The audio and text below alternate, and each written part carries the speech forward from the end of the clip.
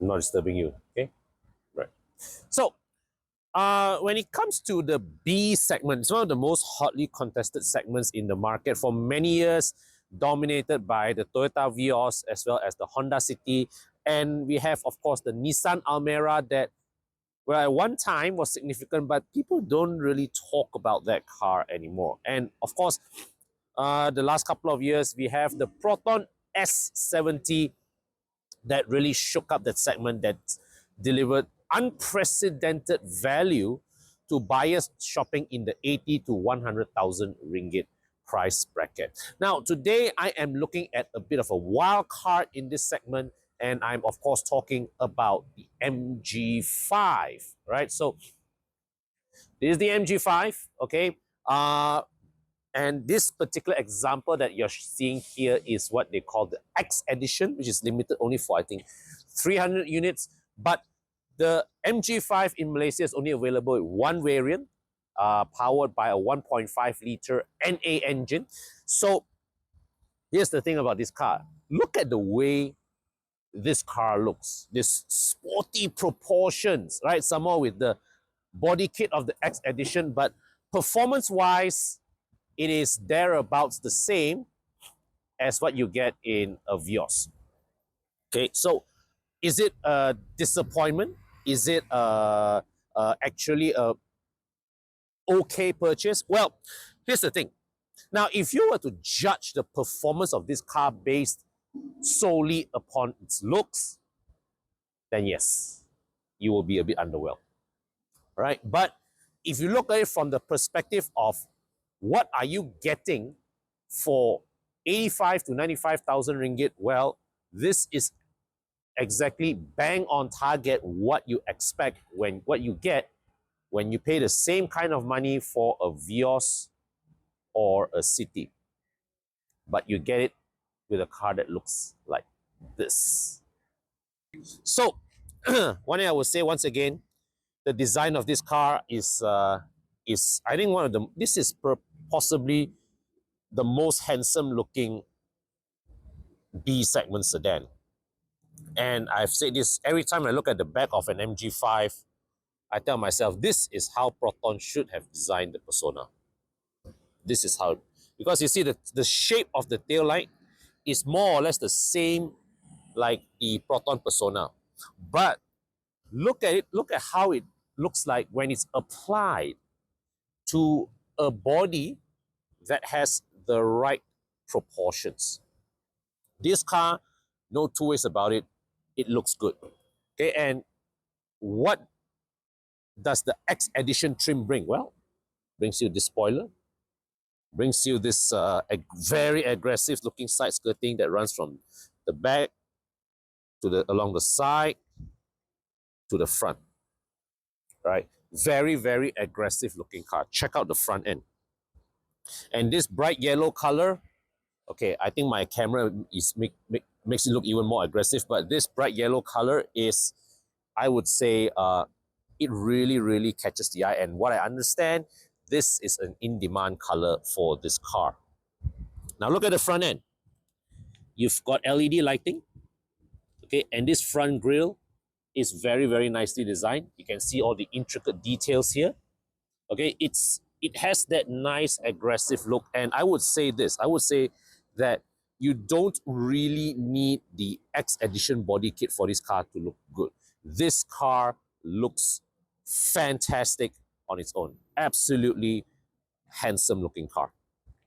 Right, now, you take a closer look at the headlights. So you can see here, the headlights is a very nice narrow slit design with very fine details. Look at this. Look at the finishing here on this metal strip here. Okay, so you got that brush metal finish here that communicates the look of quality. And of course, MG wants to emphasize its sportiness, right? So they even put this little racing flag detail here at the tail, at the headlight. Okay, and also this, the front bumper here, you can see this part comes with the car. Okay, this is an addition of the X edition body kit. Okay, and you look at the grille here, got these nice little detailed patterns here. And check this out, you've got 360 camera as well. So the wheels here, nice design, two-tone design some more. So MG has certainly pulled all the stops to give this car an upmarket look as possible. So you've got these 17-inch two-tone wheels, looks great on the car. Okay, at the rear, proudly shows off the rear disc brakes. Okay, you've got keyless entry, button type keyless entry at both the driver's side and also at the passenger side. Right, so for B segment, this is considered not bad. Okay, you got driver's side, passenger side, so it means that you can access the car from both sides without having to pull out your key fob from the remote. And the side mirror here, you can see you've got the camera for the 360 cam. Right, and what they have done here, also this added little detail. See this chrome strip, it runs further back, so it breaks the monotony of the bodywork here. So now let's look at the boot.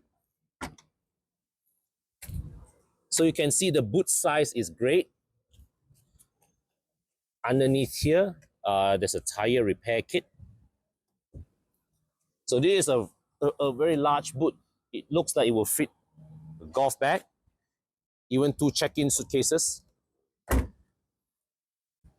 Now, look at the interior. So the driver's seat is already adjusted to my driving position. Okay, so the seat materials, there's no center armrest there, that's fine. Okay, but you can see here, there's folding facility, no split folding.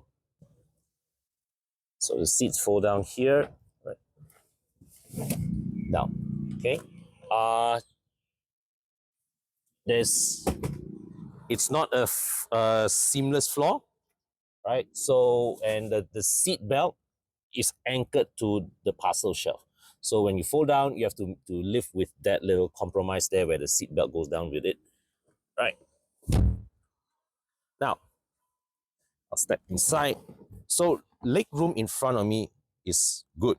Okay, there's great leg room in front of me, enough space to cross my legs, and it's got a single rear aircon vent here with a USB port and this little tray here to throw your phones inside. Got seat pockets on both sides. And now headroom behind above me is a bit compromised. Well, I've got just one finger of room above me, but the seating, the seat itself is great. Okay, so I've got fantastic thigh support below me. Okay, the lean angle is good. So it means that on a long distance journey, if I sit at the back here, I've got a good lean, so I don't feel so exhausted over a long journey. And bring your attention to the door card. Look at the nice mix of material texture here. So all are hard plastic. Okay, it's hard plastic here, hard plastic here, hard plastic here. This is soft.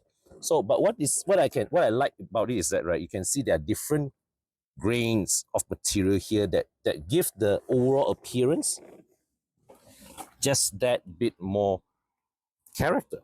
Okay, so you can see even on the seats as well, the leather has this little contrast strip here. So all this nice little attention to detail. So we come to the driver, the front. All right, so the front door card here, you got a door lock and unlock button at the driver's side. So what I like about this is, see, this little attention to detail here. The power window switch is within easy. The lock and unlock button is in within easy reach. Start, stop. The side mirror controls, touchscreen with complemented with physical buttons, aircon vents here. Okay, this is a nice tray to put your things, electronic parking brake, cup holder, and also a deep storage box right here. Right, so it's all rubber lined, so it means that when you put things in there, they don't shake about. Now, what I really like also is the overall quality of the cabin. So digital instrument cluster. Oh, so here's the digital instrument cluster, right? And this is the touch screen. Now there are in my experience, the graphics of the screen is good. The overall functionality of the screen is good. Some people have commented that it lacks wireless Android Auto and Apple CarPlay. To me, that's not a big hindrance. But I have experienced, although not now, the screen does lag a little.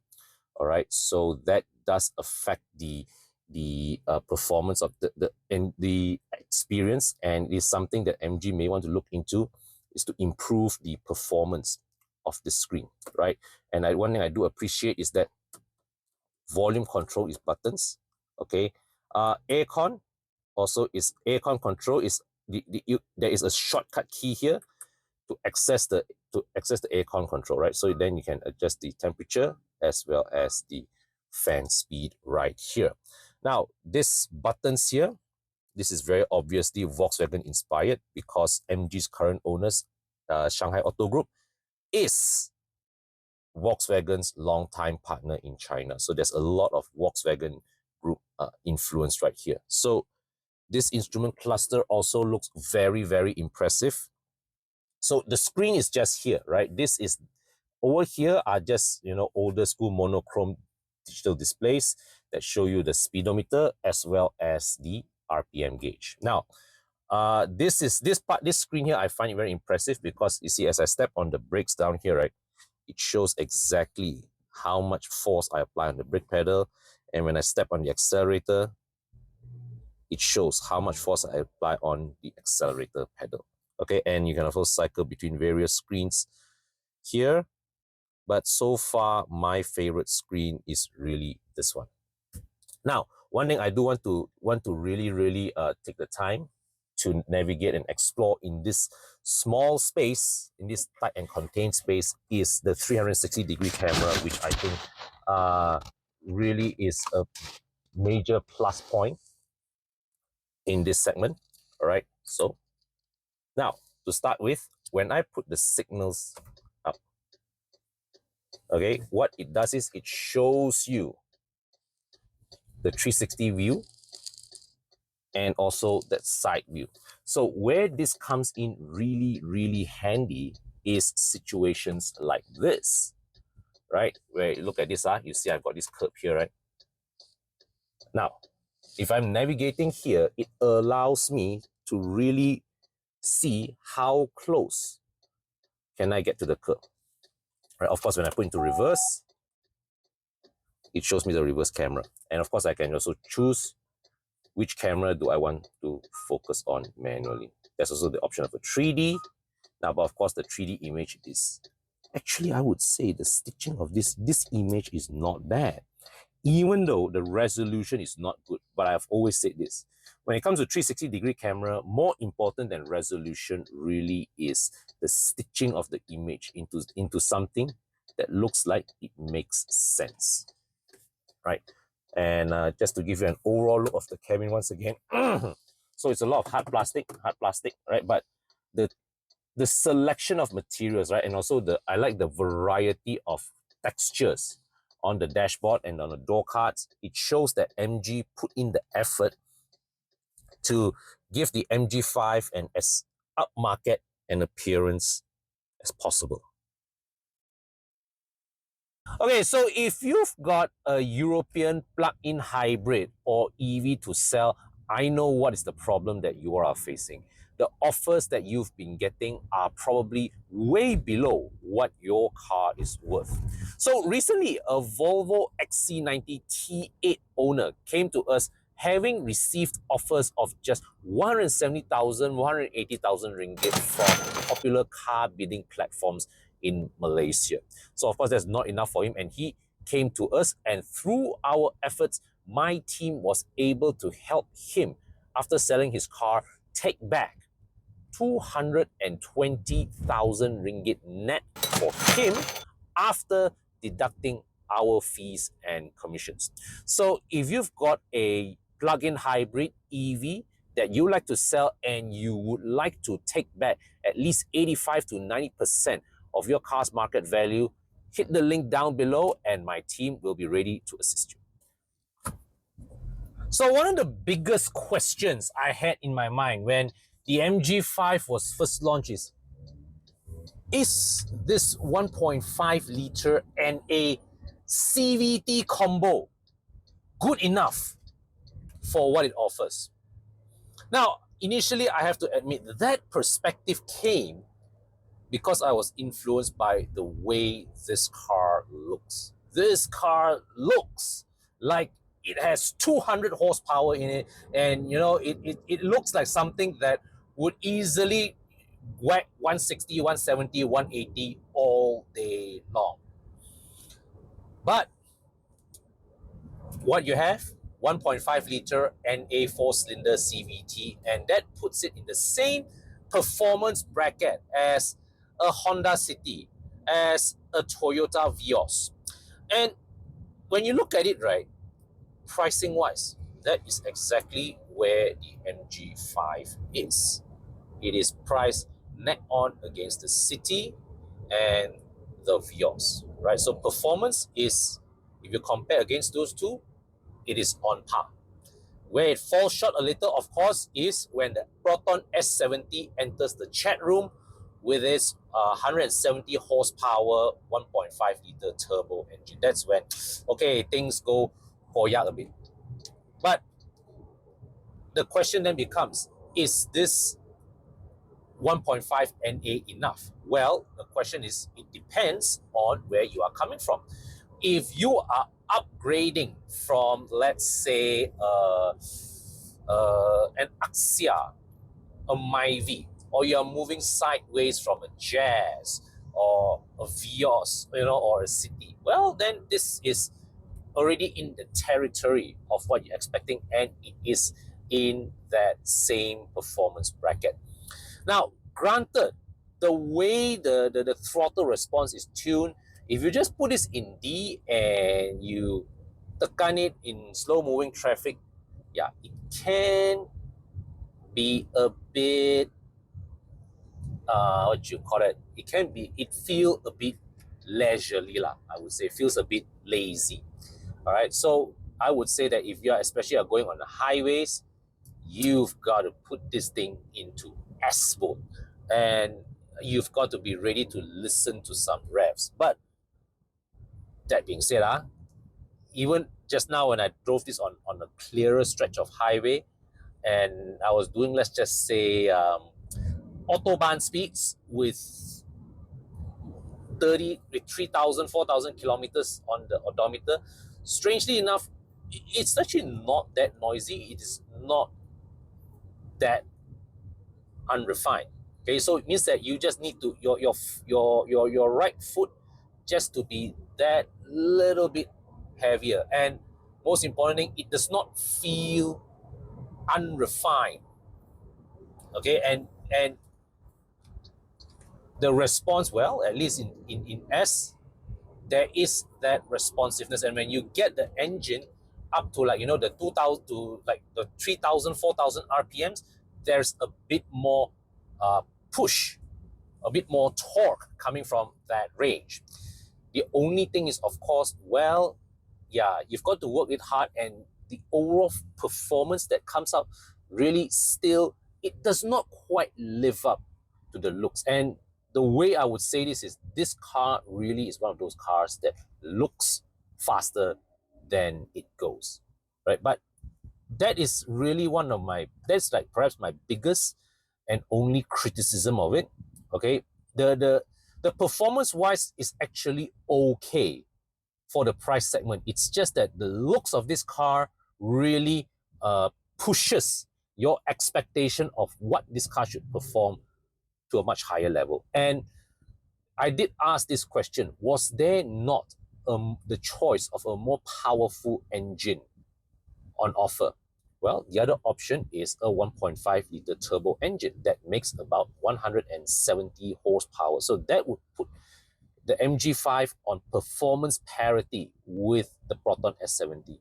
The problem is that it would have pushed the MG5 to six-figure territory. Okay, and perhaps at that time, the product planners at MG were not so confident of pushing it to that bracket. But my opinion, having driven this NA, I think, and based on the handling prowess of this car, I think it would be very well justified if MG can somehow bring the turbo in, and if they can get it to just below 110,000 ringgit, they would be onto a winner. Because aside from the performance, this car, there is just so many things to like about the driving experience. The ride and handling just feels fantastically tuned, right? There are many aspects of this car's driving experience that reminded me a lot, and I don't say this often and I don't say this lightly, reminded me a lot about my old Waja, all right? In a sense, the way, the composure that that exhibits around bends, right? The sharpness of the steering.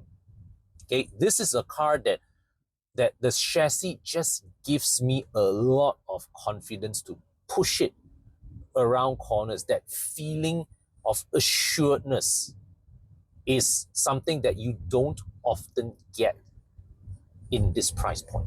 MG5 delivers that. All right. So this is a chassis that, in my opinion, as I drive this car, it's really screaming for more power. And it is somehow unfortunate that MG does not have the option of something like, say, a 1.8 liter or a 2 liter intermediate engine between this 1.5 turbo and 1.5 NA, something that gives about 130, 140 horsepower that would at least allow this car to keep up with, say, a Civic 1.8 or a Honda HR-V. At least something that will allow it to pull clear of a Vios or City or a Myvi. But just now, I was just reminded there is one other car at a much higher price bracket that competes with the same kind of outputs. And I am talking about the Mazda 3 1.5. Similar size, slightly bigger than the MG5 here. Also competing with a 1.5 liter NA, but priced at 110 to 100, priced below 120,000 ringgit. And that, there are people who say, oh wow, that is a bargain. So if a Mazda 3 1.5 at 110, 120 can be considered as a bargain, then the MG5 with the same kind of outputs actually doesn't seem so outrageous anymore. Doesn't seem so outrageous anymore, all right? And coupled with the fact that the MG5, like the Mazda 3, also looks sporty, right? Interior is well built. Okay, not to the level of the Mazda 3, granted, but well built, solid, great design, and overall driving, the ride and handling feels just as composed and as assured as the Mazda 3. So in conclusion, I would say that the MG5, in terms of the driving experience, certainly this is a car that exceeded my expectations. Okay, the handling is great. The handling to me is a real highlight. The engine, yeah, that is where the engine really sells the car short. And I believe that this package will be made a lot more convincing if MG Malaysia were to bite the bullet and spec in the 1.5 liter turbo, and that would totally transform the value proposition for package of this car. In fact, I would go as far as saying that the 1.5 turbo engine would easily justify a 15 to 20,000 ringgit premium over this 1.5 NA model. And the other thing that I would say that needs to be addressed, the touchscreen. There's been some feedback that I've heard, a bit of lag in the touchscreen, right? And they could do with some improvements to the software. And one more thing, as this is a bit of a PSA, for those of you who are buying, or if you are current owners are not aware of this, I happen to know that there are, I've seen rather, heard of cases of MG5 owners being stranded on the highways because of because they run out of fuel. This is because I was told that it is a miscalibration of the fuel float. So what I've been told is that MG Malaysia has already taken steps to rectify this.